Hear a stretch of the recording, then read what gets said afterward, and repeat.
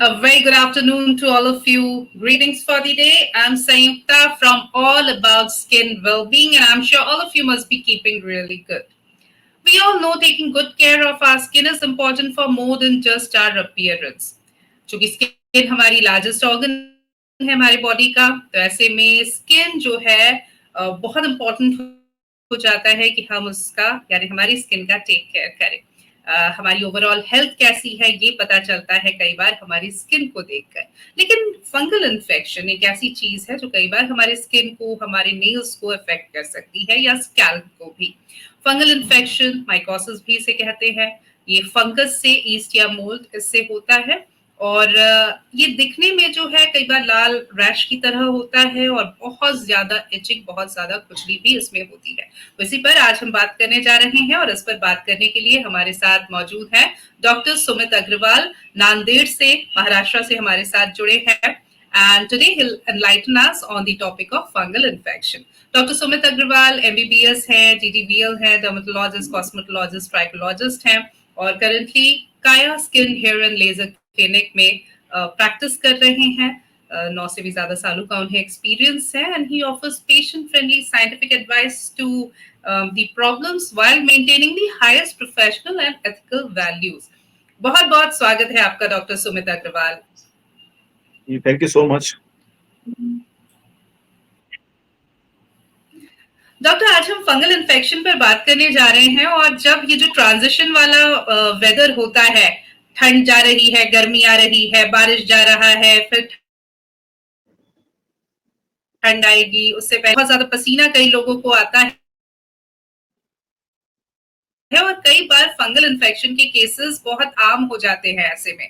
तो सबसे पहले तो डॉक्टर आपसे जानना चाहेंगे फंगल इन्फेक्शन क्या है, कौन से ऐसे बॉडी पार्ट्स है जिसमें ज्यादा संभावना होती है फंगल इन्फेक्शन होने की? जी नमस्कार आपके सब व्यूअर्स को। मैं डॉक्टर सुमित अग्रवाल, नांदेड़ महाराष्ट्र से मैं बात कर रहा हूँ। मैं पिछले 8 साल से यहाँ प्रैक्टिस कर रहा हूँ और ज़्यादातर केसेस मेरे ओपीडी में फंगल इन्फेक्शंस, हेयर के फंगल इन्फेक्शंस, नाखून के फंगल इन्फेक्शंस, तो most of the 50% of the cases जो रहते हैं फंगल इन्फेक्शंस के ही होते हैं। तो लोकेलिटी के हिसाब से जिस एरिया पे ज़्यादा गर्मी या बहुत ज़्यादा बारिश होती है या ह्यूमिड वेदर होता है, उस एरिया में इस डिजीज का जो ये रहता है केसेस का प्रमाण वो ज़्यादा होता है। और ये डिसीज जो होता है समर में और रेनी सीजन में फ्लेयर अप होता है। तो यूजुअली इसको टीनिया बोलते हैं हम इंग्लिश में। जैसे टीनिया कॉर्पोरिस अगर होता है तो इसको बॉडी का इन्फेक्शन में बॉडी में होता है तो टीनिया कॉर्पोरिस बोलते हैं। ग्रोइन में होता है, जांघों में जो प्राइवेट पार्ट्स में होता है तो उसको टीनिया क्रूडिस बोलते हैं। सो इसकी अलग अलग वैरायटी होती है, अलग अलग जगह पे हो सकता है। कोई भी शरीर का ऐसा हिस्सा नहीं जहाँ फंगस नहीं हो सकता है। सर से लेके पैर तक आपको फंगल इन्फेक्शन कहीं पे भी हो सकता है। हाँ, लेकिन ये इन्फेक्शन यूजुअली जो स्किन में हम ट्रीट करते हैं ये एक्सटर्नल चीजों को ही ट्रीट करते हैं। इंटरनल में भी हो सकता है कि अंदर के ऑर्गन को भी हो सकता है।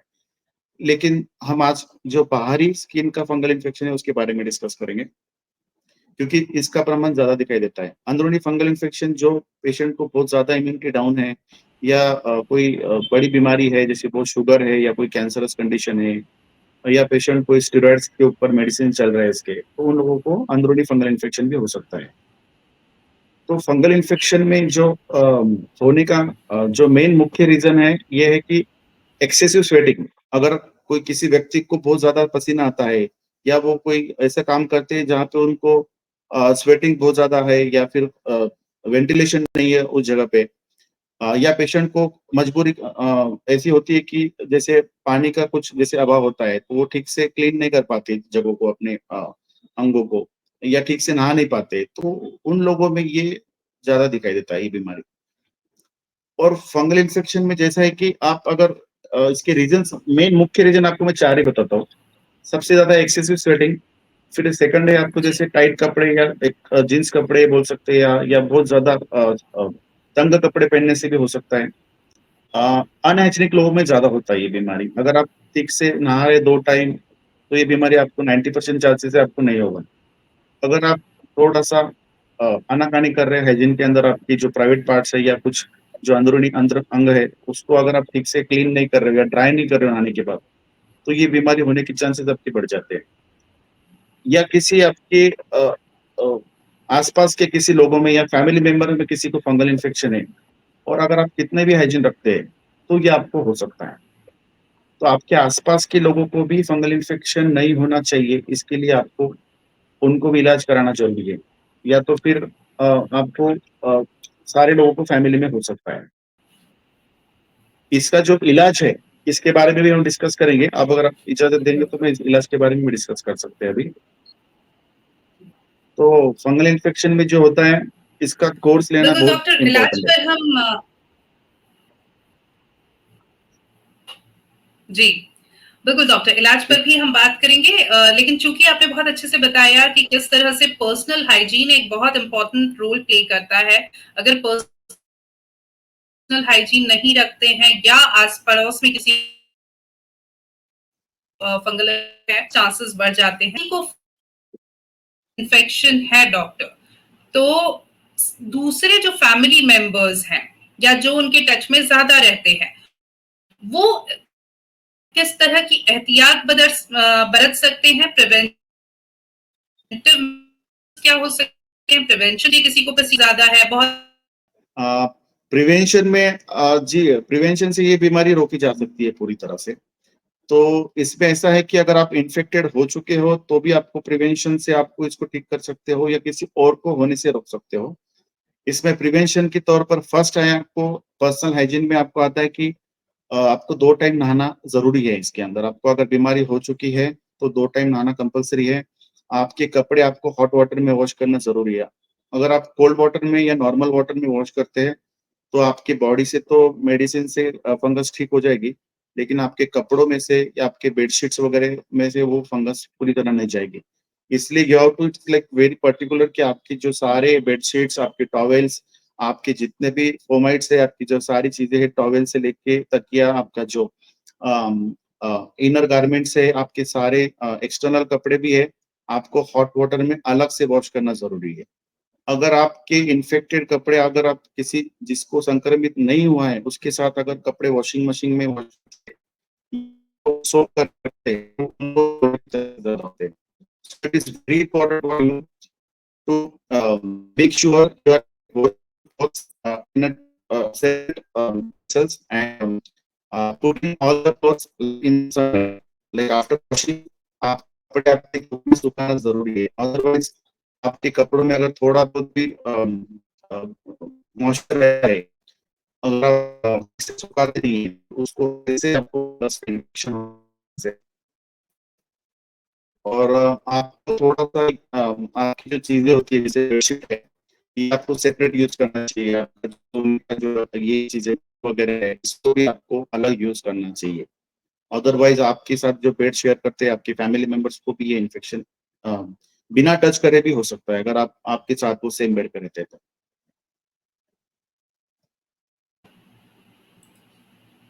या बिल्कुल, तो बहुत ज़रूरी है कि हम अपना ध्यान रखें और साथ ही साथ इसलिए भी अपना ध्यान रखें कि एक तो हमें ना हो और अगर हमें हो गया है, तो दूसरों को ना हो, इस बात का भी ध्यान रखना बहुत ज़रूरी है।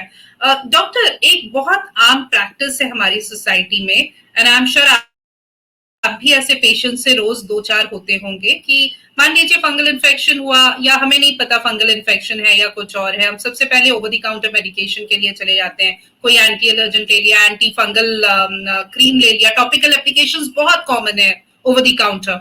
तो फिर हम महीनों महीनों उसे लगाते रहते हैं और हमें लगता है कि इसी से हमारा ठीक हो जाएगा।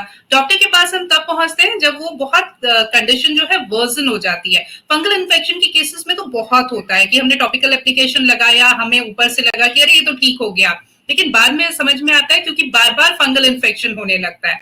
तो ये जो रिकरेंसी ऑफ फंगल इन्फेक्शन है, ओटीसी एप्लीकेशन, ये सब कितने नुकसानदायक हो सकते हैं? जी, जैसे कि आपने एकदम बिल्कुल सही कहा कि लोग यूजुअली सारी कुछ चीज़ें मेडिसिन्स ट्राई करके ही हमारे पास आते हैं। वो ऐसा भी हो सकता है किसी लोकल छोटे-मोटे डॉक्टर को भी दिखा सकते हैं जो कि कुछ स्टेरॉइडल क्रीम्स होते हैं। उससे ये चीज़ें 1 आध दिन में कम लगती है लेकिन ये इसे वर्सन करती है और भी खराब करती है। तो आपने बिल्कुल सही कहा कि जो ओटीसी जो मेडिसिन्स ये लोग यूज़ करते हैं एट लाइक हम बात कर रहे हैं फंगल इन्फेक्शंस पर और इस वक्त डॉक्टर का संपर्क हमसे शायद टूट गया, वापस ज्वाइन हो रहे हैं डॉक्टर सुमित अग्रवाल। जी डॉक्टर, आप बता रहे थे किस तरह से खतरनाक हो सकते हैं ओटीसी प्रोडक्ट्स। डेफिनेटली ओटीसी जो मेडिसिन होते हैं उसमें स्टेरॉइड्स की भरपूर मात्रा होती है। स्टेरॉइड से आपको टेम्परेरी थोड़ा फील होता है कि डिसीज ठीक हो रहा है, लेकिन ये डिसीज ठीक नहीं होता है। ये जस्ट थोड़े दिन के लिए सप्रेस होता है, फिर से आती है और बढ़ चढ़ कर आती है। तो ओटीसी प्रोडक्ट को जो है जैसे ही आपको लगता है कि ये कुछ फंगल इन्फेक्शन, स्किन की बीमारी आपको लग रही है, डर्मेटोलॉजिस्ट की ही सलाह से इसकी मेडिसिन ले, और खुद के या किसी फ्रेंड्स से सलाह से आपकी इस फंगल इन्फेक्शन में ऐसे 4 या 5 दिन में ये बीमारी ठीक नहीं होती है। इसको प्रॉपर 3 महीने का कोर्स रहता है, एंड दैट टू आपको डॉक्टर की सलाह से लेना चाहिए। ऐसे नहीं कि आप 3 महीने एक साथ खुद से ले लिए, तो आपको आपके डॉक्टर के हिसाब से आपको मंथली या 15 डेज में विजिट देके और उसे, अदरवाइज ये डिसीज आपको रेजिस्टेंट फंगल इन्फेक्शन में कन्वर्ट हो सकता है अगर आप खुद से मेडिसिन लेते हो या कुछ ओटीसी प्रोडक्ट यूज करते हो। इनमें stretch marks, atrophy of the skin, side effects कई तरह के, रेडनेस ऑफ द स्किन, और बहुत जैसे स्किन का थिनिंग हो सकता है, और स्किन आपकी बहुत ज्यादा डैमेज हो सकती है अगर आप खुद से मेडिसिन से लेते हो तो। या बिल्कुल, तो बहुत जरूरी है कि हम डॉक्टर के पास जाएं, इलाज ले और पूरा इलाज ले। और चूंकि इलाज का जिक्र हो ही गया है डॉक्टर, तो किस तरह से जब एक पेशेंट आपके पास आता है तो सबसे पहले तो डायग्नोसिस, क्या क्लिनिकल इन्वेस्टिगेशन से ही डायग्नोसिस हो जाता है या फिर आप कोई टेस्ट भी करते हैं, और उसके बाद इलाज के क्या क्या ऑप्शन, ट्रीटमेंट के क्या क्या ऑप्शन अवेलेबल है? इन्फेक्शन अभी इतना कॉमन हो चुका है कि इसका जैसे हम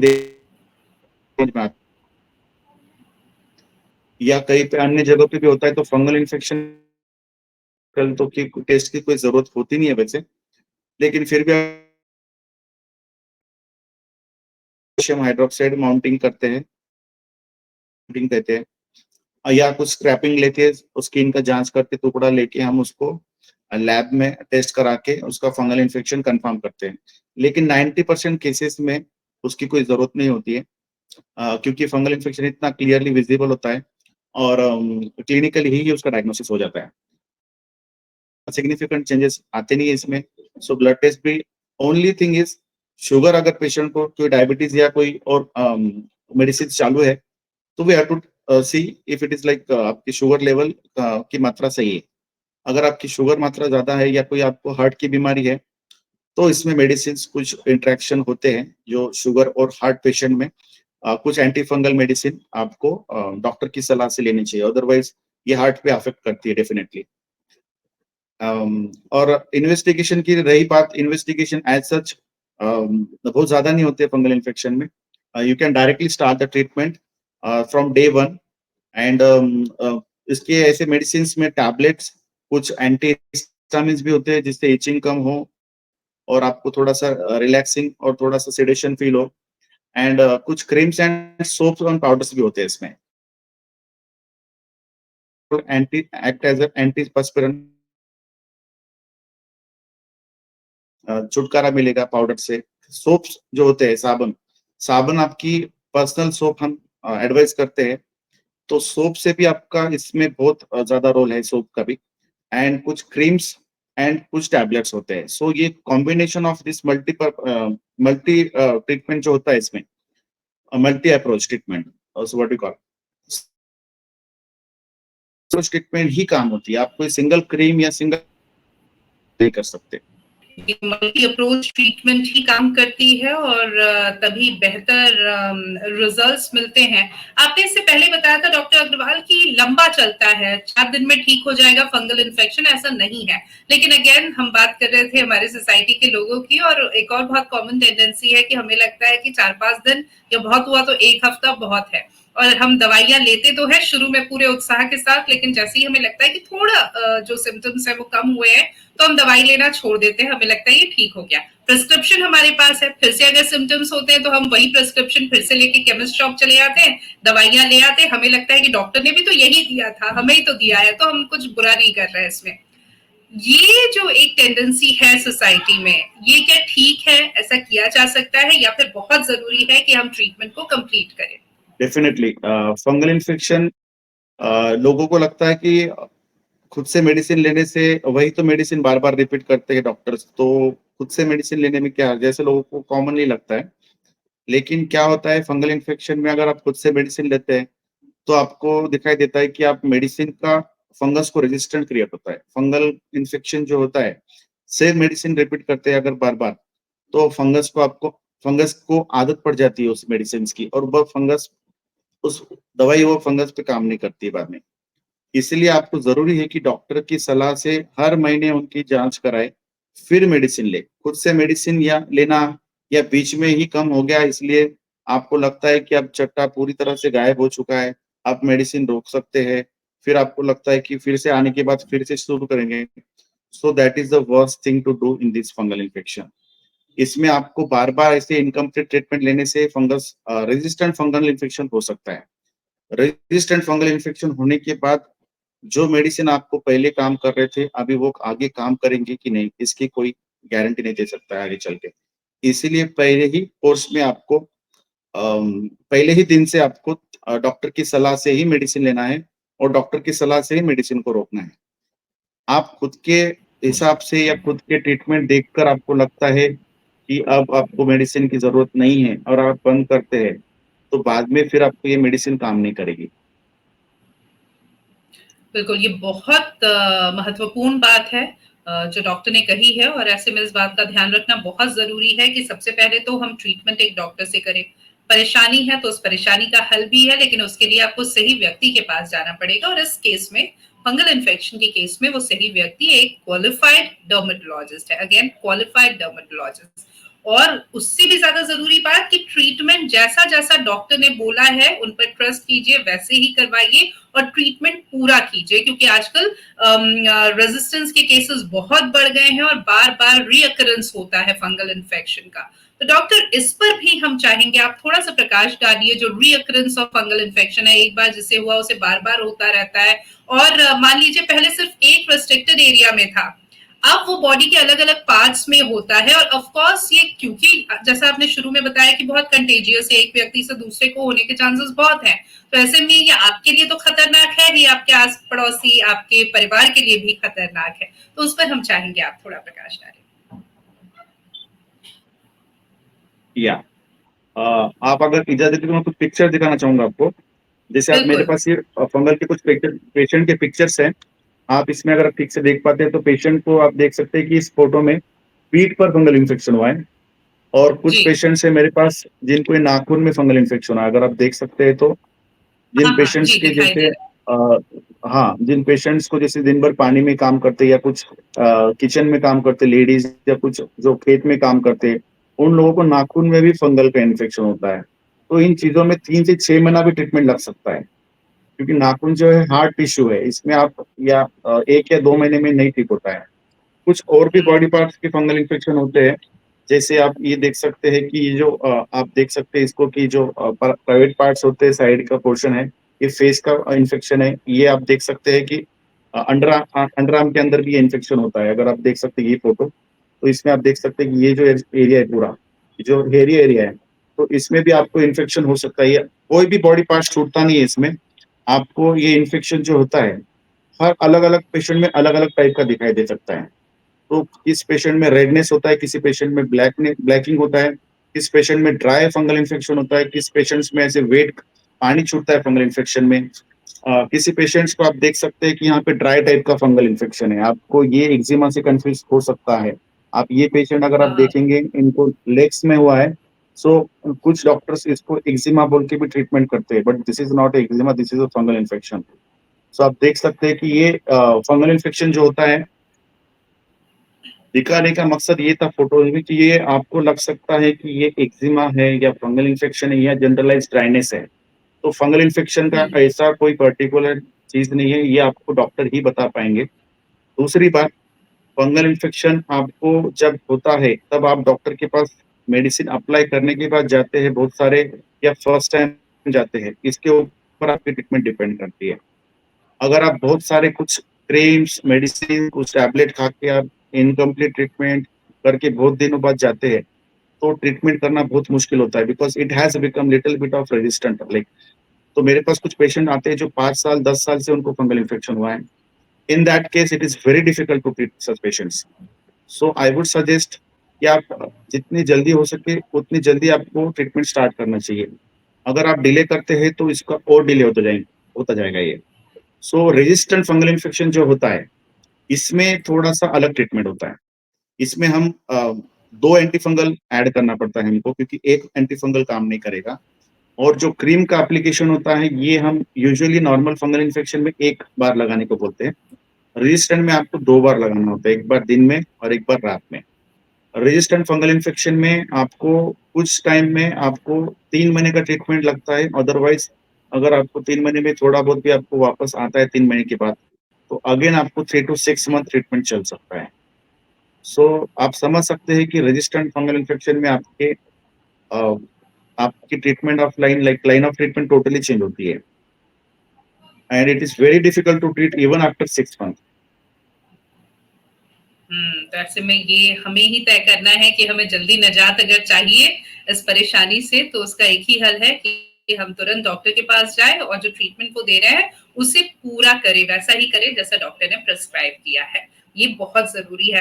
मार्केट में बहुत सारे इस तरह के ऑइंटमेंट्स अवेलेबल है, एडवर्टाइज होते हैं जो ये दावा करते हैं कि वो इस तरह के जो फंगल इन्फेक्शन है उन्हें पूरी तरह से ठीक कर देते हैं, लेकिन इस तरह के भ्रामक विज्ञापनों पर भी हमें ध्यान नहीं देना चाहिए। सही व्यक्ति के पास जाए जो कि एक क्वालिफाइड डर्मेटोलॉजिस्ट ही है।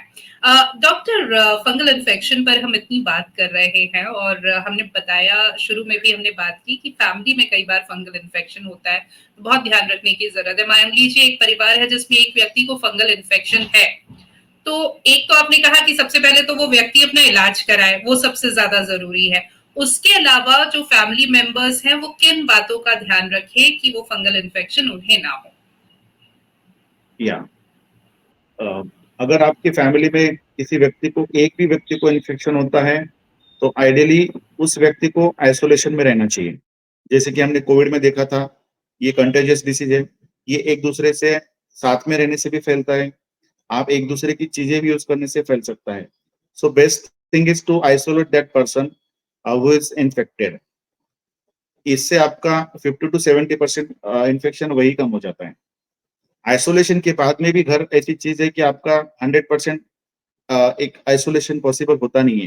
कुछ न कुछ चीज़ें कॉन्टैक्ट में आ ही जाती है because this is not like deadly disease, इसलिए हम थोड़ा बहुत तो इसमें कॉन्टैक्ट आ ही जाता है। जैसे हम एक-दूसरे के साथ सोफ़ा शेयर करते हैं। So 100% not possible to stay in a single room. So इसमें ऐसा होता है कि कुछ न कुछ चीज़ें कॉन्टैक्ट में आती है।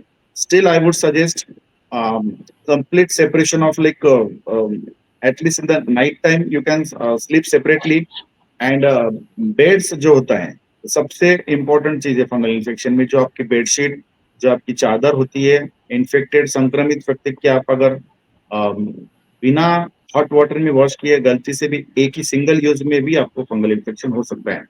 So I would suggest 3 things. Infected व्यक्ति की सारे कपड़े, सारी चीजें आपको अलग से वॉश करना है और जो नॉन इन्फेक्टेड लोग हैं उनका अलग से वॉश करना है। इन्फेक्टेड व्यक्ति को पूरा जो उनके जो बेडशीट्स है, सारा जो बेड है, इवन बेड भी आपको धूप में रखना है। जो गद्दी होती है उसको भी धूप में रखना है, आपका जो पिलो होता है उसको भी धूप में रखना है और नॉन इन्फेक्टेड के व्यक्ति के कोई भी बेड्स या बेडशीट उनको यूज नहीं करना है।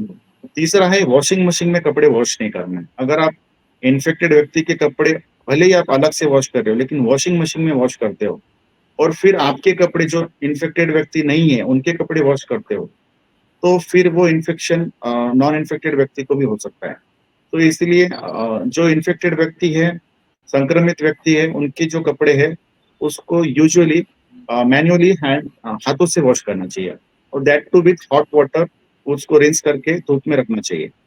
इससे आपके इन्फेक्शन के जो फैलने के चांसेस है वो पूरी तरह जैसे बहुत ज़्यादा कम हो जाते हैं और आपको इन्फेक्शन आप तक सीमित रहता है और अगर आप ठीक से मेडिसिन लेते हैं, तो वो पूरी तरह आपके घर से इन्फेक्शन चला जाएगा। और मेडिसिन एज़ सच कुछ लेने की ज़रूरत नहीं है, जिन व्यक्ति को इन्फेक्शन हुआ नहीं है, they can only prevent this by these three techniques of keep separation distant with the patient, and keeping that patient in isolation, and um, uh, keeping everything away from this infected person. Right. So taking good care of your personal hygiene, keeping the tradition of separating the products using that are being used by the person who is infected, ये सब बहुत जरूरी है. और इन बातों का आप ध्यान रखेंगे तो फंगल इन्फेक्शन आपको परेशान नहीं करेगा. प्राइवेट पार्ट्स में भी doctor fungal infection is quite common, और कई बार इस पर बात नहीं की जाती है. जो पेशेंट होता है वो भी हेजिटेट करता है और कई बार डॉक्टर के पास आने से हिचकिचाता है. कितना गंभीर हो सकता है प्राइवेट पार्ट्स में फंगल इन्फेक्शन, और क्यों जरूरी है कि समय रहते उसका भी इलाज हो. और जो प्राइवेट पार्ट्स होते हैं, both men and women, it is a very common site for fungus to grow. So उसके लिए अलग ट्रीटमेंट, अलग प्रिवेंशन भी होता है, जो कि मैं अभी कुछ देर में आपको बताऊंगा. बिल्कुल. तो हम बात कर रहे हैं फंगल इन्फेक्शन पे और ये जानने की कोशिश कर रहे हैं कि क्यों जरूरी है अगर फंगल इन्फेक्शन है तो हम उसे डॉक्टर को दिखाएं और सही समय पर सही इलाज करें और इलाज को पूरा करें. आजकल फंगल इन्फेक्शन बहुत कॉमन हो गया है. रेजिस्टेंस ऑफ फंगल इन्फेक्शन भी बहुत कॉमन हो गया है, यानी दवाइयों का आपकी बॉडी पे असर ही नहीं होगा और लगातार आपको फंगल इन्फेक्शन होता रहेगा. तो ये बहुत खतरनाक है और इसीलिए जरूरी है सावधानी. जी डॉक्टर बताइए प्लीज. विमेन के अंदर हम एक चीज कर सकते हैं. विमेन में जो फंगल इन्फेक्शन होता है, यूजुअली यूरिनेशन फ्रिक्वेंट और मेंसेस के दौरान जो ब्लीडिंग की वजह से जो वो अंतर जो भाग रहता है उसमें जो गीलापन जो रहता है, और कंटिन्यूस फ्लो की वजह से आपको फंगल इन्फेक्शन के चांसेस ज्यादा होते हैं. सो जो महीने के 4 दिन होते हैं उसमें थोड़ा ज्यादा केयर करना पड़ता है, like frequent changing of the pads, not wearing tight clothes, jeans कपड़े का अवॉइड करना चाहिए, and taking care good care of that and of this things. And after urination, I would suggest every girl or dry tissue paper. After urination, you should not wash it, or you should not just leave it as it is. Everyone, every woman, every girl should wash that area up with a dry tissue paper. That will not only prevent fungal infection, it will prevent other urinary tract infection also, like burning micturition, and painful conditions in the urethra. So I would suggest that is the best practice as a prevention also, in fungal also and other UTIs like urinary tract infection. And for men, they should avoid the same, like jeans clothing should be completely avoided, and undergarments should be of loose fitting, like not very tight clothing, very skin to skin contact should be avoided with the clothes, and some loose fitting garments should be used.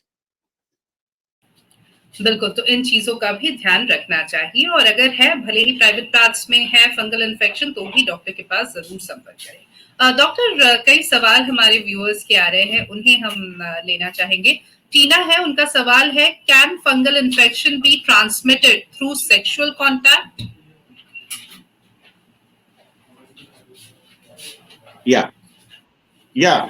Not literally sexual contact, but skin to skin contact से transmit हो ही जाता है वो. Not penetration is not necessary. Skin to skin contact is like sexual contact, or skin to skin contact is necessary. That's enough for fungal. Okay. एक सवाल है कि क्या फंगल इन्फेक्शन आपके इंटरनल ऑर्गन्स पर भी इफेक्ट करता है? उस पर आपने पहले ही रोशनी डाल दी है, और आज ये पूरा सेशन हम जो आउटर एरियाज पे जो स्किन पे होता है उस पर हम वो कर रहे हैं, बात कर रहे हैं. अजय है, अजय का सवाल है, हाउ कैन रेगुलर बेथिंग, अगर हम रेगुलरली नहाएं उससे फंगल इन्फेक्शन से क्या बचा जा सकता है? डेफिनेटली. सिर्फ नहाना नहीं, नहाने के बाद आप क्या करते हैं. नहाने के बाद अगर आप ठीक से बॉडी के हर पार्ट्स को अगर ड्राई रखते हैं तो फंगल इन्फेक्शन डेफिनेटली प्रिवेंट हो सकता है. अगर आप दिन में 3 बार भी नहा रहे हो और अगर गीले अंग पे अगर कपड़े पहनते हो तो आप प्रिवेंट नहीं कर पाओगे. So it is very important to bath 2 twice a day minimum, but after bathing you should completely dry your skin, not like any portion should be kept like some like weight portion or the body portion like kept, should be weight. Complete dryness, and after that you should wear loose fitting clothes. बिल्कुल, तो नहाने के तुरंत बाद ही कपड़े ना पहने, पहले ये इंश्योर कर लें कि हर बॉडी पार्ट जो है अच्छे से ड्राई हो चुका है, ये बहुत ज़रूरी है। पलक है, उनका सवाल है, एंटीबायोटिक की वजह से भी क्या फंगल ओवरग्रो करता है? एंटीबायोटिक का मिसयूज तो बढ़ चुका है, इसमें कोई संदेह नहीं है, लेकिन एंटीबायोटिक का जो यूज होता है ये एंटी बैक्टीरियल इन्फेक्शन को बढ़ा सकता है। फंगल इन्फेक्शन लिटरली तो नहीं बढ़ता है, लेकिन हाँ आपकी इम्यूनिटी थोड़ी कम होती है, तो फंगस के साथ कुछ इन्फेक्शन जो बैक्टीरियल इन्फेक्शन होते हैं डेफिनेटली वो कुछ हद तक रेजिस्टेंट होते हैं, सो आपकी बॉडी जो होती है थोड़ी वीक होती है, सो कुछ हद तक हेल्प करता है अगर आप मिस यूज ऑफ एंटीबायोटिक्स करते हैं, तो फंगल इन्फेक्शन में डायरेक्टली नहीं लेकिन इनडायरेक्टली कुछ हेल्प होता है जो उसको बढ़ा सकता है फंगल इन्फेक्शन को। एक हमारे व्यूअर हैं रोहित, उनका सवाल है कि हेल्थ केयर वर्कर्स जो हैं वो किस तरह से खुद को फंगल इन्फेक्शन से बचाए, क्योंकि उनके पास तो कई ऐसे पेशेंट्स आते होंगे जिनको फंगल इन्फेक्शन है, तो वो किस तरह से खुद को बचाए? हेल्थ केयर वर्कर जैसे हम लोग हैं, तो हम लोग को वही होता है कि पेशेंट को टच तो हम करते हैं पेशेंट को, बट इन्फेक्टेड पोर्शन को टच नहीं करना है। We can give patient assurance कि हमने आपको एग्जामिन किया है, but not necessary to touch the infected part also. Patients जाने के बाद we have to wash your hands, that's enough for like prevention. Rest other thing I don't think it is necessary to every time like extra care, nothing, tablets and creams are not needed, that's sufficient. Right. Doctor, skin fungal infection पर हमने बात की, nail fungal infection भी आपने बताया, scalp पे भी fungal infection होता है और कई बार बच्चों में बहुत देखने को मिलता है, उस पर अगर आप थोड़ी बात करें, और साथ ही एक और जो टेंडेंसी है स्कैल्प को लेकर हमारे यहाँ पे, हमको लगता है कि अगर कुछ भी दिक्कत है सर पे स्कैल्प में तो खूब सारा तेल लगा लो और घंटों घंटों तक उसे रखो, तो क्या अगर स्कैल्प में फंगल इन्फेक्शन है या डैंड्रफ ही, हमें नहीं पता वो फंगल इन्फेक्शन है या नहीं, तो ये तेल लगाने की टेंडेंसी अच्छी है क्या? या अच्छा, आपने सही सवाल पूछा। मैं आपको एक पिक्चर दिखाना चाहूंगा। This is tinea capitis. ये स्काल्प के अंदर आप देख सकते हैं पस्चुलर इन्फेक्शन दिख रहा है, पस फील्ड लीजन दिख रहा है आपको। तो इसको लोगों को लगता है ये पस बेटा है, मतलब आपको बैक्टीरियल इन्फेक्शन है, but this is a fungal infection of the scalp. So fungal infection scalp में अलग अलग टाइप के होते हैं, कुछ उसको हम टीनिया कैपिटिस बोलते हैं। कैपिटिस मतलब हेड का पोर्शन है। सो इसमें आपको जैसे होता है ये कैरियन टाइप है इसका, जिसमें इसमें पस फील्ड लीजन्स होते हैं, और कुछ अलग टाइप के होते हैं जिसमें आपको पस तो नहीं होता है, एकदम ड्राई होती है स्किन, लेकिन इसके अंदर जैसे डॉटेड डॉटेड आपको अपीयरेंस दिखाई देता है आपको। सो this is like dry variety, and इसके अंदर आपको ऐसे कोई भी इन्फेक्शन दिखाई नहीं देगा, बट आपके बाल झड़ जाएंगे पूरे, बिकॉज जो फंगस जो है वो आपकी बालों को डिस्ट्रॉय करेगा। वहां पे बालों के जो रूट्स होते हैं उसको पूरा डैमेज करके ऐसे रिंग फॉर्म में ये फंगल इन्फेक्शन अपीयर होता है।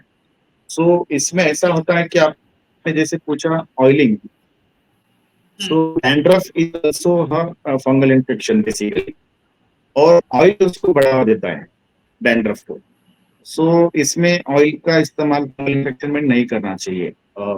कोई फ्रेग्रेंस वाला ऑयल हो या कोकोनट ऑयल हो या कोई भी किसी भी किस्म का ऑयल हो, जब आपके बालों में आपको कुछ टाइप का ड्राइनेस या कुछ एचिंग हो, या आपको लगता है कि आपके बाल झड़ रहे हैं, जैसे फंगल इन्फेक्शन में बाल झड़ते हैं स्काल्प के, तो इस कंडीशन में आपको डॉक्टर की सलाह से ही उसका ऑयल लेना चाहिए, नॉर्मल ऑयल नहीं यूज करना चाहिए। और कुछ सैलिसाइलिक बेस्ड शैम्पूज आते हैं, भी अलग होते हैं। जो स्कैल्प में फंगल इन्फेक्शन होता है तो उसकी ट्रीटमेंट टोटली डिफरेंट होती है। सो ये डॉक्टर की सलाह से ही आप ले, बस ऑयल का इस्तेमाल मत करें। नहीं करें, बिल्कुल। डॉक्टर, इस सेशन को हम समअप करें उससे पहले क्या संदेश आप हमारे जो देखने सुनने वाले हैं उन्हें देना चाहेंगे?